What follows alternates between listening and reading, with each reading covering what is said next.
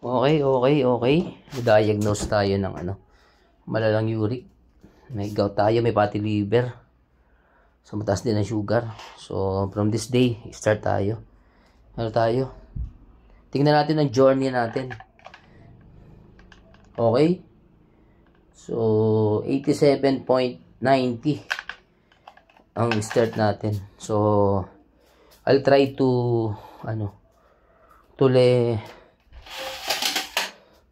to decrease that into maybe 82.